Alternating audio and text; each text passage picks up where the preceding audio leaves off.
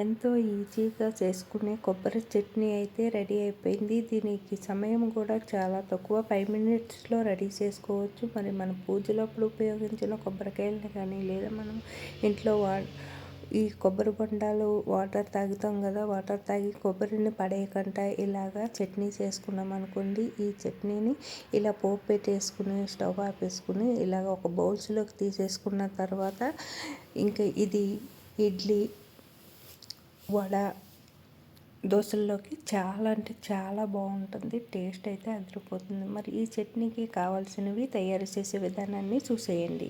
ఈ చట్నీకి కావాల్సినవి ఇప్పుడు చూసేద్దాము. ముందుగా ఒక కొబ్బరికాయని ఇలా చిన్న ముక్కల కింద కట్ చేసి పెట్టుకోవాలి. అలాగే ఒక స్పూన్ జీలకర్ర, కొద్దిగా పుట్నాల పప్పు అంటే వేపించిన శనగపప్పు, ఒక 10 పచ్చిమిర్చిని మధ్యలోకి ఇరిసి ఇలా తీసుకోవాలి. అలాగే చిన్న నిమ్మకాయలో సగము అంతా చింతపండుని వాటర్లో వేసి నానబెట్టుకోవాలి. ఇప్పుడు తయారు చేసే విధానాన్ని చూసేద్దాము.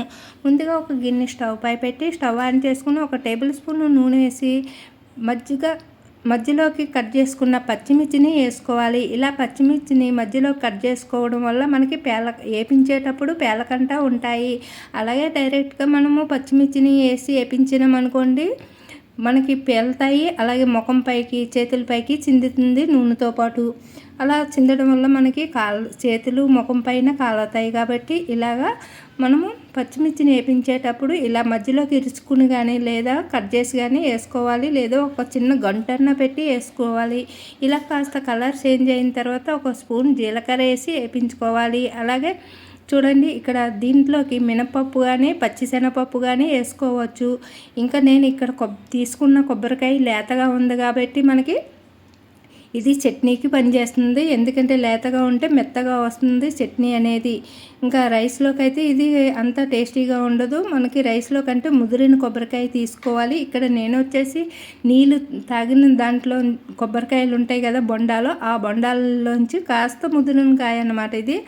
ఇంకో వాటర్ తాగిన తర్వాత కొబ్బరికాయలోంచి ఆ గుంజినైతే నేను ఇలాగ చట్నీలోకి ఉపయోగించుకుంటున్నాను. అలాగే ఇప్పుడు మనం పుట్నాల పప్పును వేసుకున్నాం కదా, పుట్నాల పప్పు అంటే వేపించిన పప్పు కూడా కాస్త ఏగే ఉంటుంది కాబట్టి మనం ఇలాగ కాస్త కలర్ చేంజ్ అయ్యేటంత వరకు ఇలా వేపించుకుని స్టవ్ ఆపేసుకోవాలి. ఇప్పుడు ఇది చల్లారిన తర్వాత మనము ఇలాగా మిక్సీలో వేసుకుని చింతపండు, ఇంకా కొబ్బరికాయ ముక్కలు, ఈ పుట్నాల పప్పు, పచ్చిమిర్చి అనేది కూడా వేసుకుని ఇలా పేస్ట్ లాగా పట్టేసుకోవాలన్నమాట, పచ్చడిలాగా. చూడండి, అదే మనం ముద్దరకాయ కొబ్బరికాయ తీసుకుంటే మనకి పొడి పొడిలాడుతూ వస్తుంది పచ్చడి అనేది. ఇది లేతకాయ కాబట్టి ఇలాగ మెత్తగా వచ్చింది కదా. ఇప్పుడు పోపులు పెట్టడానికి కావాల్సినవి ఒక 3 ఎండుమిర్చి, ఒక రొమ్మ కరివేపాకు, పోపు దినుసులుగా ఆవాలు 1 స్పూను, జీలకర్ర 1 స్పూను తీసుకున్నాను. ఇప్పుడు మనము ఒక గిన్నె స్టవ్ పై పెట్టి స్టవ్ ఆన్ చేసుకుని మనం ఇందాక పచ్చిమిర్చి వేయించుకున్నాం కదా, అదే గిన్నెలో వేసుకోవచ్చండి, కడగవలసిన అవసరం లేదు.